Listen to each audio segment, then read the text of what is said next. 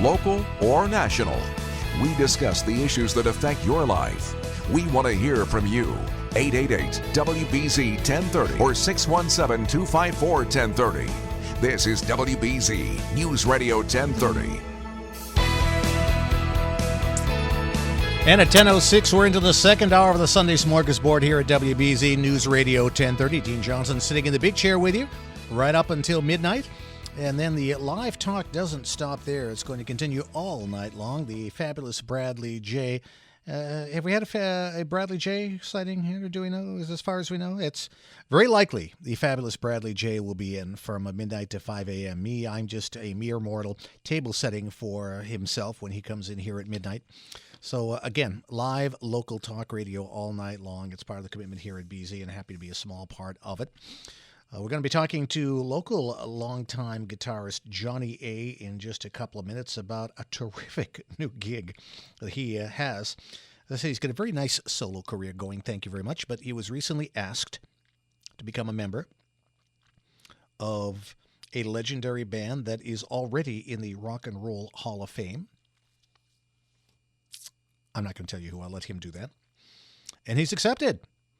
So we're going to talk about that and a number of other things, too, in this hour as well. But before we do that, I just wanted to tell you the best story you're going to hear this weekend. And this isn't, I say this intentionally tongue-in-cheek, interweb gossip here. This is absolutely true. I guarantee it. I get this almost from the horse's mouth, as it were. So the youngster is sitting in his seat Sunday morning. He's taking in every word that the speaker is saying at his religious service. Nice kid, well taken care of by his parents, thoughtful, polite youngster. The speaker at one point addresses his audience and says, "What is it? What do we know about the resurrection? What do we know about the resurrection?" Opens up the audience. A 6-year-old puts up his hand. His parents weren't surprised about this because they've trained this kid well. Good kid. And he's shown a keen interest in the Bible even at his age. So the fact that on his own, based on his paying attention to what the speaker had to say, he put up his own hand, they didn't think twice about it. They knew that he understood what the Bible has to say about the resurrection. He would say the appropriate thing, they thought. So they give the microphone. The question again is to the 6-year-old, what do we know about the resurrection? And the youngster says, all I know is if it takes longer than 4 hours, you have to go to the hospital. All I know is if it takes longer than 4 hours, you have to go to the hospital. And then, of course, everyone broke into laughter, and the poor kid didn't understand what he said wrong. And, of course, he said nothing wrong. It was just the wrong question. But it can't beat real life, huh?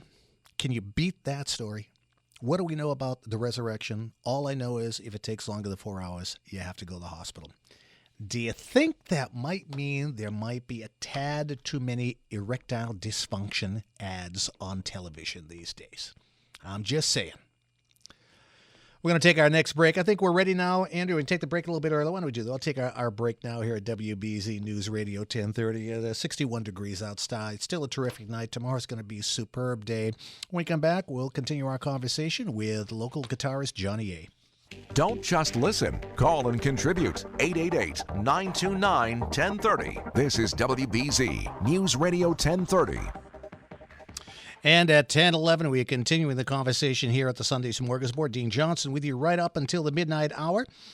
Our next guest is someone who has been with us before on the show, particularly when I was doing the occasional fill-in overnights. Johnny A. has been a mainstay of the Boston music and rock and roll and blues and R&B scene for how many years, shall we say, Johnny? You give me a number. I'd rather not. Okay. For a while. All right. Hey, Dean. I'm doing pretty well. I was going to do that. I said, no, I'll let you do that. For a while. And during that time, he was a member of the local ensemble The Streets. He has played with Peter Wolf. He has a very nice solo career, several albums out under his own name that I suggest that you take advantage of, among other things. But now he is about to make, I don't want to call it a career change. You're about to add another notch in your belt, I guess, Johnny. You are now officially a member of, and I've been teasing everyone all night long, of ... I've just actually been chosen to play guitar for the Yardbirds, which is very exciting for me. I am so jazzed about that. I think that's just a remarkable thing. I can't tell you how big a fan of the band I have been as well over the years, too.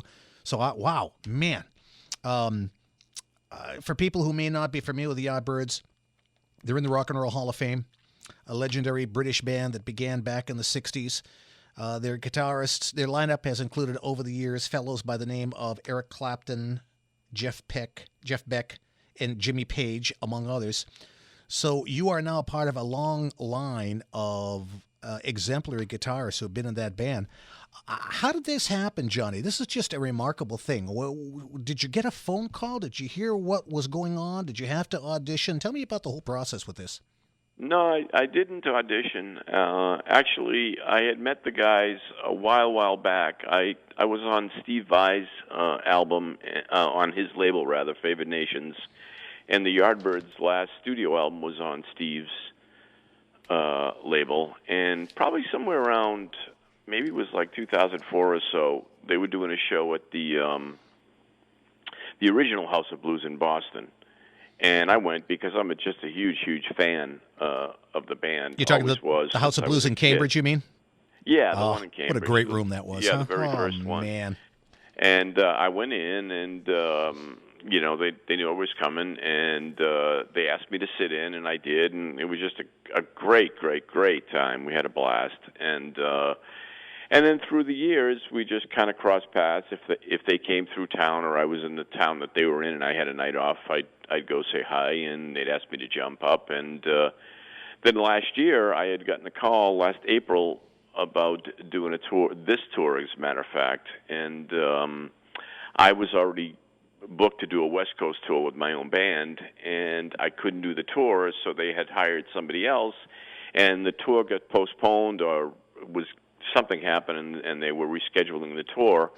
And as they rescheduled it, which is the tour that's going to happen now, I got a call to do it. And luckily and fortunately for me, I was available to do it. So it's pretty exciting because I'm a product of of 60s music. I mean, that's really what I cut my teeth in. And really, after the Beatles being my favorite band, probably my next favorite band is the Yardbirds. And, truth be told, as far as the rock approach to my guitar playing, I have several type of, I have pretty eclectic taste. But as far as rock goes, I would say that the Yardbirds were really fundamentally responsible for the rock guitar player that I am. And,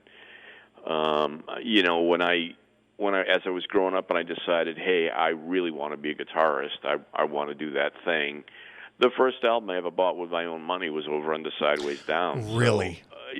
So it's pretty wild to actually be in that lead guitarist chair. I mean, it's such an iconic band, and, they had sent me the song list, and it was like, well, I really don't have to learn these. I kind of already know them. I've been rehearsing for this gig since I was 14.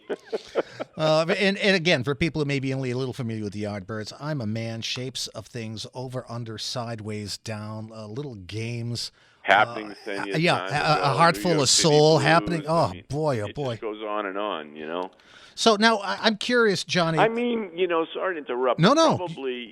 Probably the most forward-thinking band of the British invasion. Oh. I mean, just when you look at, the kind of the amalgamation of influences that they used, obviously they came from a blues background, but there was also the whole psychedelia thing. There was Indian music that was used in, as well as Gregorian-style chants, and then just the whole pop sensibility of what they did. I mean, it was a really, really remarkable group of guys. And trying to think, What Do You Want, I think, is one of the songs where they use a didgeridoo or something. It was unbelievable, some of the things they did. You said songs like Still I'm Sad that would use Gregorian chants and the like. So they were remarkably innovative for their times. Now, I'm curious, when you show up at a gig and they say, hey, come in and sit with us, what do you do?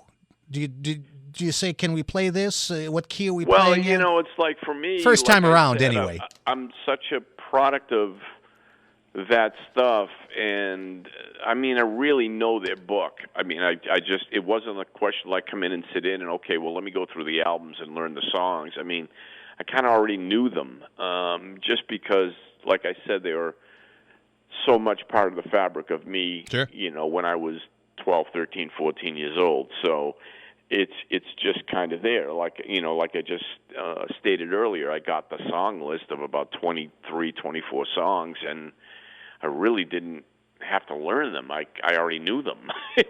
So when I sat in with them, the several times that I've sat in with them, it was always felt quite natural to me. We're talking with guitarist Johnny A. here at WBZ NewsRadio 1030. It's 10:18. Longtime local guitarist Johnny A. has just been asked to become a member of the legendary band, the Yardbirds. I have so much to go over with you, Johnny, but we already have a caller. And if you want to be a part of the conversation, again, the number here is 617-254-1030. Let's go to Terry, who's calling from California. Terry, how are you tonight? I'm very well. How are you? I'm doing fine. What part of California are you calling from? I'm in Rancho Cucamonga. Excellent. A beautiful place, I might say, at this time of year, I'm guessing? It's lovely. It's 88 right now, and it's beautiful. Well, we were up in the 70s today, so it was pretty good. You can tell we get a little quickly offended here in the fall as it starts getting colder here in New England as we talk to people on the West Coast. I remember, because I'm originally from Medford, Massachusetts. Oh, okay. I don't have to talk to you about what's happening now, but it's been a spectacular fall in October. It's going to be in the mid to high 70s tomorrow, but enough about that. I know you've called to talk about it with Johnny. Report. Yeah, I'd rather get the weather report from Johnny. That's Johnny, what I'm thinking. I was wondering, when you go on tours with the Yardbirds, do they know about your catalog? Would they consider doing any of your songs? I don't think so. I really think it's about celebrating and kind of promoting the legacy of what that band's all about, and really that's what I'm looking forward to. As far as I'm concerned, is I'm just really looking to celebrate their music and hopefully bring a little bit of my personality to it. Okay, I was wondering if you were going to wear any flashy boots. I know you used to have great boots. Well, you'll have to come to a show and find out, I guess. I've been trying to, and I can't get tickets, and I was wondering how I could win tickets. I really don't know anything about that. So, I guess just check their websites and find out if there's any kind of contests or giveaways or what's going on with that.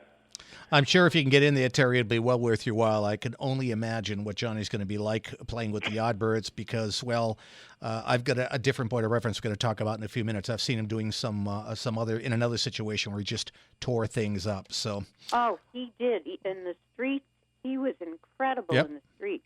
Yeah. And Hearts on Fire. And, in fact, my favorite song he does solo is Walk Away, Renee. Oh, that's sweet of you to say, Terry. Thanks a lot. I appreciate it. And I loved the fact that you got this shot right, the last note, right as the sun went down. That was perfect. Thanks so much. Appreciate it. I do your best to see him in the Yardbirds. I know you won't be disappointed, Terry. And I won't, and I hope he won't disappoint me because my real name is Michelle. Well, thank you, Michelle. Well, thanks for calling in. We'll talk to you in a little bit, Michelle. John, thanks for listening. Srirachis. Shoes? We'll talk to you in a little bit, Terry. Thanks for calling. She makes a good point, Johnny, but it gets to the old story where the Yardbirds did so many songs. To take some time to do some of yours, it's only going to mean more of their hits they'd have to leave out. It's just really not about that. Yeah. It's really about, that music and, that's what I'm excited about. Sure. Actually, it's almost like being on vacation, because when you're when you're a band leader and you're kind of, making the hotel arrangements and the flights and advancing all the shows and, talking to the booking agent and talking to the publicist and doing all that stuff, it's just, there's so much work involved. So to just kind of relax and put your guitar on your back and show up and do the gig, I mean, I'm actually really excited and looking forward to it. That's right. I understand completely. You just got to show up and play. That's all I got to do. I'm sure it's going to be a little bit more than that, but basically, though, you don't have to worry about any of the other stuff. Yeah, there's probably, hopefully I can exhale a little. I mean, I've been doing the solo thing for the past 16 years, so it's been a while since I've been a sideman. So I'm looking forward to, having fun with the guys. It's a great band, some great players in the band, and every time I've seen them, I've never been disappointed. I'm just, like I said, I'm a big fan, so it's exciting for me. Now, I had Joe Perry on a couple of months ago when his biography came out, and he is about, besides you, perhaps the biggest Stone Cold Yardbirds fan that I know, and of course Aerosmith has recorded some Yardbird stuff over the years. And so as such, it's an indication of the impact that they've had on a lot of musicians. What are your favorite songs? Yardbird songs? Yeah. Oh, my God. I mean, He's Always There, Happening 10 Years Time Ago. New York City Blues is always one I loved. That's interesting. Shapes of Things, Little Games. It's just a ridiculous catalog over on the Sideways Down, obviously. I'm not sure there's one I don't like. It was just a band that, and musically, that really kind of hit a chord with me internally when I was a kid, and has stuck with me. And I listened. It's interesting because when I got the song list, just for reference, I just started to listen to all the material again to just revisit and kind of refresh. And I was just taken back at how fresh it still sounded to me. And, when I think of, the era that a lot of those songs came from, a lot of the hits came from, 65, 66, the Jeff Beck era. And there really was a limited amount of overdubs available, and, the trickery and obviously the technology that's available to us as recording artists today was nowhere near. I mean, they didn't have anywhere near that back in 66, 65, and to pull off what they did.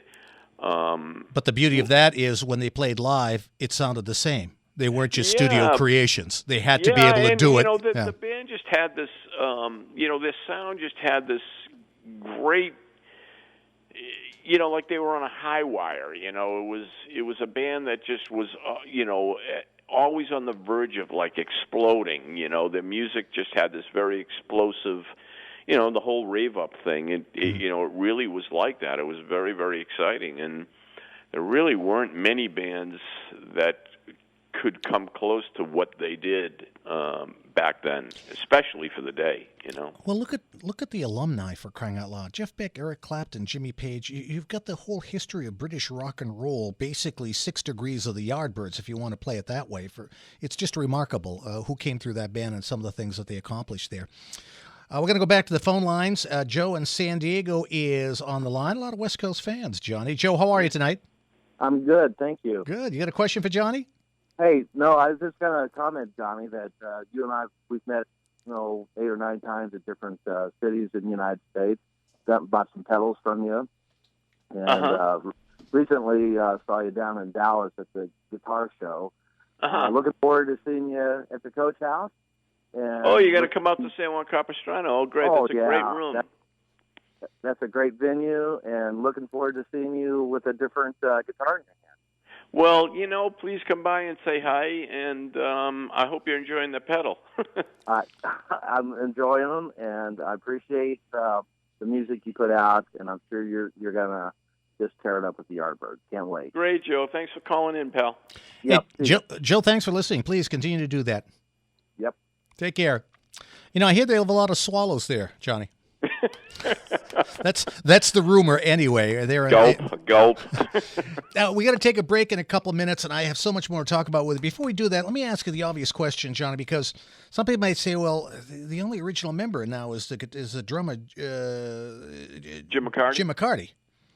But these guys have been playing together for a long time now. Who are the members now? Well, the band that's doing this tour, this fall tour, with Jim and myself, are Kenny Aronson is playing bass. Mercy. And Kenny is, he's played with everybody from Joan Jett to Hall & Oates to Billy Idol to Bob Dylan to the New York Dolls he's got quite a pedigree. Wow. And the backup singer, harmonica player, percussionist is a cat by the name of Mike Scavone. Mm-hmm. And Mike played with the Doughboys and also with Ram Jam that did that song Black Betty. Mm-hmm. And then the singer and rhythm guitarist is a guy by the name of John Iden. And John played on the last studio album by the Yardbirds. He sings and he's playing rhythm guitar in the band. And even as I was thinking of asking that question, it occurred to me that people could have said that after Jeff Beck left, for crying out loud. Oh, it's not the original. Rather after Eric Clapton left. Oh, it's not the original Yardbirds anymore. Interesting. What's really interesting about the Yardbirds, it's kind of been a revolving door of guys, but obviously the big three, Clapton, Beck, and Page, have left an indelible mark on rock and roll guitar. But truth be told, Jeff Beck was only in the band for 19 months. Yeah. And, I think Clapton was in the band for a couple of years, and then, Jimmy came in first to play bass. Right. And then later on, when I guess they threw Jeff out of the band, from what I understand. He had a nervous breakdown, supposedly. So, Page played maybe 2 years, and like I said, Beck was less than 2 years. So it's just a testament to those guys' creativity, how they could play in that short amount of time, and yet it's just indelibly kind of ingrained in our musical psyche over the last 50 years. It's hard to believe that it's been that long, but yeah, of course, they started in the mid-'60s, early 60s, actually. Yeah, I was going to say 63 at that point now, so man, oh man, oh man. All right, we have to take a news update in about a minute, and then we're going to continue the conversation. So callers, again, 617-254-1030, if you want to talk to Johnny, if you got a question and the like, but rather than put you on just for a few seconds and then have to get rid of you, we'll put you on right after we take the news break. But I thought what I'd do, Johnny, is, of course, this is if you're game for this, is I put together a very brief Yardbirds quiz. Okay. That I will ask you during the course of the second shift here, because again, I'm a big fan myself. I never saw them, but my brother did in their heyday. All right, but I got a question though. If I fail the quiz, do I still get to keep the gig? Oh, you'll have to ask Jimmy that one. I have a feeling he's going to say it's going to be okay, because, man, I just, as soon as you told me Kenny's going to be on bass, holy mackerel, I can just imagine the pyrotechnics. It's WBZ NewsRadio 1030. It's a Sunday smorgasbord. Talk to you right after the news update, everyone. Plenty of talk for this evening. You are listening to First Rate Talk on Boston's #1 nighttime talk station, WBZ NewsRadio 1030.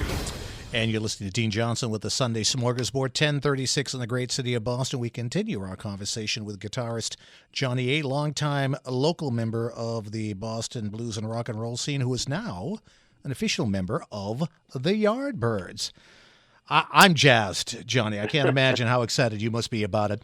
Before we do the quiz, and you're going to define what the quiz, let's go back to the phone lines. Again, if you want to be part of the conversation, 617-254-1030, and we have Robert in Pennsylvania on the line. How are you tonight, Robert?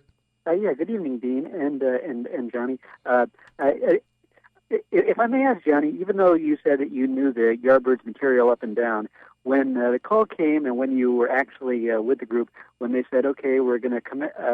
we're going to do, I don't know what. I mean, maybe it was Good Morning Little Schoolgirl or For Your Love. Were you just so filled with awe you were like saying, oh, man, that's almost like being asked to hold the actual Ten Commandments if Billy Graham ever got the chance, or some such thing in a related vein. Did that feeling ever come over you? And if I may ask a quick follow-up, are there any plans for any more Yardbirds, whether it's either any live LP, any live recordings, new greatest hits, et cetera, or new releases, essentially kind of an PBA thing right now? Great questions, Robert. I'm anxious to hear the answer to these. Well, thanks for calling in, first of all. And to be quite honest with you, we haven't started rehearsals. We start rehearsal in about a week and a half. But the reality is I've already played with the guys a bunch of times on stage, sitting in with them. And so actually my first experience playing with the Yardbirds was at a gig. We never did a rehearsal.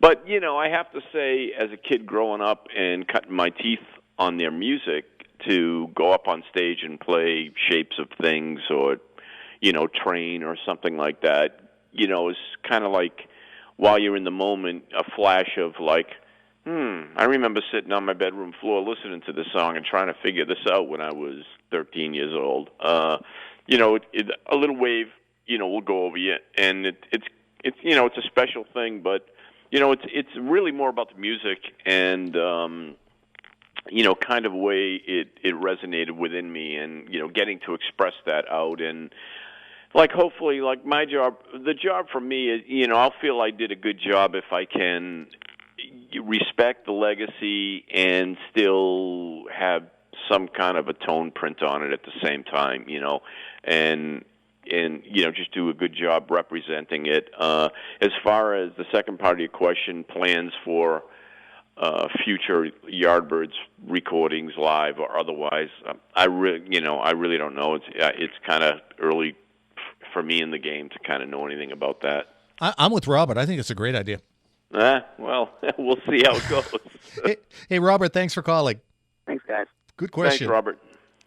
Yeah, why not? Especially with the lineup you're going to have there. Oh my goodness gracious! Yeah, it's a really, great band on paper, and like I said, I've played with Jim before. I've played with John Iden before. I've played with Kenny before, and Kenny and I are friends. And the only guy I haven't really met is Mike. But it's everybody that's kind of in that fray is a fan of the band, and are really excited to be there because they're excited to kind of celebrate that music. So, I have no doubt that it's going to be a super spirited band. So I'm excited. Now, did I hear or did I get wind of the fact, I don't know, this is about 6 months or a year ago, it might have been longer, Johnny, that at one point Jimmy said, okay, that's it, we're not touring anymore. Yardbirds are done. I don't really know. No, I don't really know anything about that. I mean, okay, they've maybe been not. pretty constantly, kind of coming around every year or two or something like that. So I'm not really sure. Like I said, my interaction with Jim has been, more when I see him at shows or something like that. Occasional, email or something like that. Because at what point was he either injured or I think under the weather? Because I remember talking in a previous radio life. I actually talked to Jimmy when they were doing a tour here at one point. It was a lot of fun. He had great stories to tell. Well, there was some health issues, yeah. But that's kind of all cleared up. Good. So he's everyone's well and good and raring to go. So. It's 10:41 in downtown Boston. We're talking with a longtime Boston guitarist, Johnny A., who is now an official member of the Yardbirds, who are about to start a new tour and who are in the Rock and Roll Hall of Fame. When does the tour start? How many cities? When are you coming to Boston, Johnny? There's 15 shows. It starts October 30th in Connecticut, and we do 3 or 4 East Coast shows, and then we head to the West Coast. And then we come back to finish the tour here and actually end up in Massachusetts. The only local shows are the Larkham Theater in Beverly, Massachusetts on the 20... You mean the Cabot Theater? No, the Larkham Theater. The Larkham Theater. My apologies. Yeah, and okay. I think that's on the 20th of November, I believe. And then up north, there'll be a show in Plymouth, New Hampshire at the Flying Monkey on the 21st of November. And then I believe the final show is the 22nd of November at the in Northampton at the Iron Horse. See, I've always thought, why would you not want to go to a place called the Flying Monkey Music Hall? I've never been there. I know they get some great bands there. One night. But I was going to say, the Flying Monkey Music Hall, how could you not want to go to a place called the Flying Monkey Music Hall? So that's great. You're going to have a number of shows in the area. People have the opportunity to see you. All right, are you ready for your Yardbirds quiz? Let me take a sip of this wine. Okay. You're going to do fine with this. First guitarist. The first guitarist? Mm-hmm. Top 'em. Yeah, see, I knew. That's it. What was the 60s psychedelic movie that the Yardbirds... Blow Up. Yeah, see, what was Led Zeppelin's first gig? What were they called? The New Yardbirds. This is all a piece of cake for you. And of course, which guitarist was called Slow Hand and why?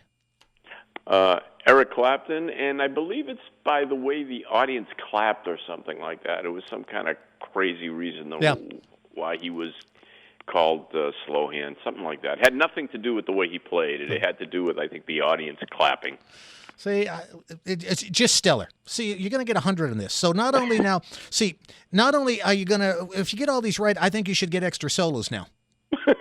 Okay. Don't you think this is only fair? You get this all right, then you should get an extra solo of your choosing in whichever song you want to do. All right, I'll give you Jim's email. Yeah, give me his email. Who was first asked to replace Eric Clapton in the Yardbirds? That would be Jimmy Page. And then, of course, who recommended Jeff Beck. There you go. That was the Telecaster that Jimmy Page played in the Yardbirds and Led Zeppelin was given to him by Jeff Beck. That's right. Did you know that one? I did, and I also know that they had a really interesting rivalry. That he and Page kind of like, even afterwards when the Jeff Beck group and Led Zeppelin kind of went at each other a little bit. They're friends, but they still had this rivalry? Well, I can't comment on that. That's okay. I don't really know the personal stuff between them. I know that they're great friends. I had the opportunity to... they put it all behind them. But, I mean, the first Jeff Beck group album, they did You Shook Me, and then Jimmy did You Shook Me and said, here, listen to this. Yeah. Yeah, everybody... Listen to this. Yeah, it seems like the Jeff Beck group was probably the forerunners to Led Zeppelin, I would probably say. I did get a chance to see the Jeff Beck group one time. That was a fabulous band. Honest to goodness. I never did see that original band. You'll appreciate this. Stewart played for 10 minutes and blew out his voice, and then just Beck did the rest of the show instrumental. Shades of things to come, right? Tore the place up. And like the 20-minute version of rice pudding, honest to goodness. We have Glenn in Brighton on the line. How are you tonight, Glenn? Hi. Good to talk with you. How you doing? Oh, I'm so happy that this is on because, as you know, I'm a 62-year-old freelance blind piano tuner. I'm also a progressive rock enthusiast, a progressive jazz enthusiast, and a progressive blues enthusiast. And there was a guy before Eric, the original. My favorite Yardbirds tune was called Smokestack Lightning. Sure. Mm-hmm. And that was before Eric Clapton. It was a guy named Tommy Topham on guitar. Yep, you talked about that. Yeah, Top Topham. Who Tom played with the Topham. band for a while recently, didn't he? Whatever Top happened? came back last year I for thought a bunch of dates, yes. Because I remember Alice Cooper years ago on his radio show was saying he wished Robert Stack on Unsolved Mysteries would look for Thomas Topham because he thought we fell off the face of the earth. No, he's still alive and kicking. Oh, he is? Yeah. Oh, great, because I remember that it was Jimmy Page, Jeff Beck, and Tom Topham. Yeah, don't forget Eric Clapton in there.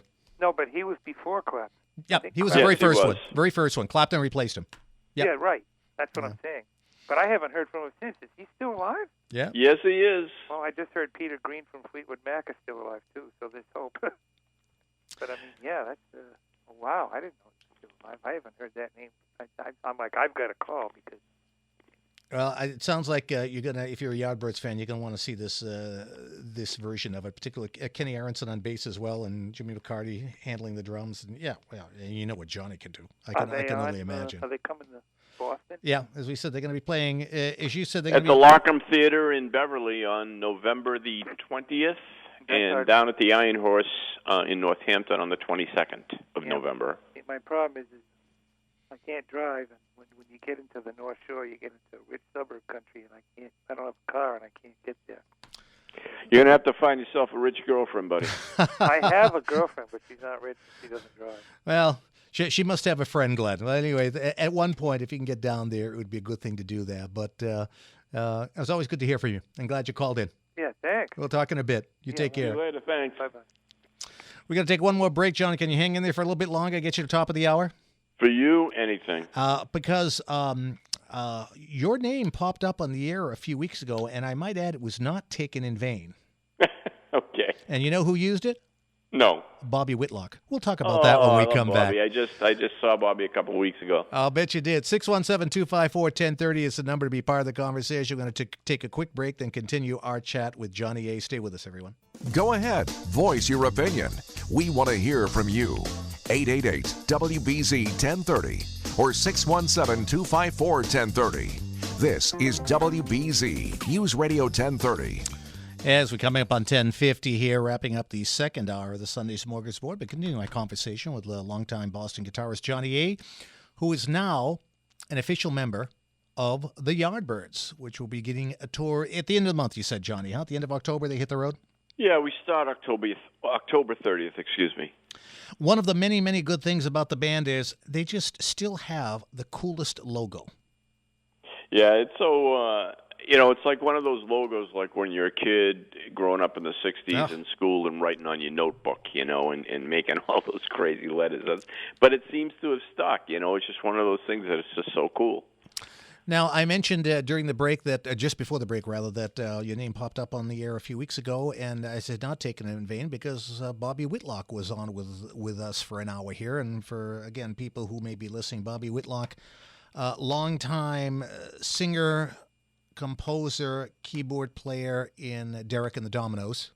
Yeah, worked with Delaney and Bonnie, and worked with George Harrison, and I believe Leon Russell, and he had super talented guy.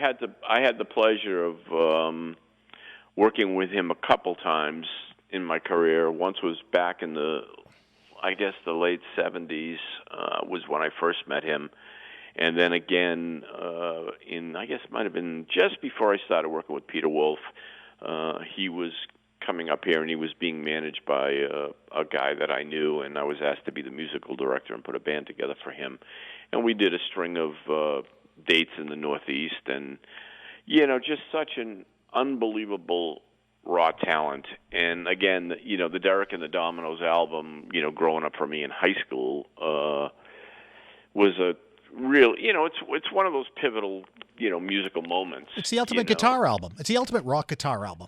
It's hard to think of another one. It was kind of more than that. Oh, yeah. Just, the Yardbirds is, when you think about guitar, that's a guitar album. The Derek and the Dominoes album was, obviously there's tons of guitars on it. It's Dwayne and Eric and everything, but it was a little bit more than that. I think it was so song-based and had a lot of like that Oklahoma kind of soul and R&B vibe to it, and that kind of had that Sam and Dave thing going on with the double vocals, and just hearing those songs played and sung with that voice. I mean, Bobby's voice is just when you're standing next to that guy and he's singing in a room and playing that Hammond, it's a pretty powerful thing, man.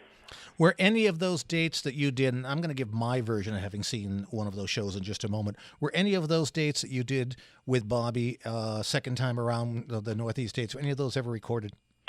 There's a video, actually, that we did that's floating around.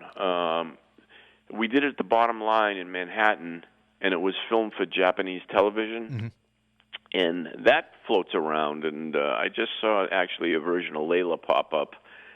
That we did, and that was a good band too. We had a good time, and I had recruited Stu Kimball, who is now playing with Dylan, and who's playing with Bob Dylan now, obviously, and he played with Wolf for a bunch of years too, and a couple guys. Dave Amaral was playing bass, and this cat by the name of Steve Barrett was playing drums, and it was a good band. I mean, we had a fun time while we did it.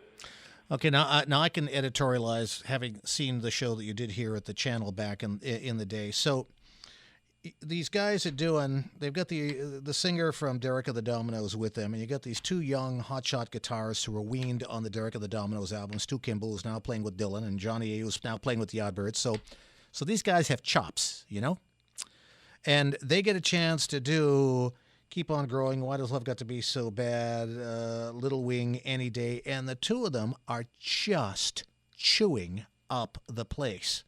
You guys were just bouncing off of each other, and you would just, I'm surprised you didn't burn the channel to the ground. You guys were just so hot, bouncing ideas off each other. It was just, for someone who was a rock and roll fan, a guitar fan, it was just exhilarating to watch you guys just playing.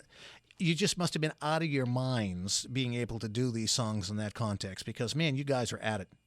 Yeah, that was exciting, and it was great because Bobby is, he's kind of loose, so you get to, I mean that in a good way. No, I understand.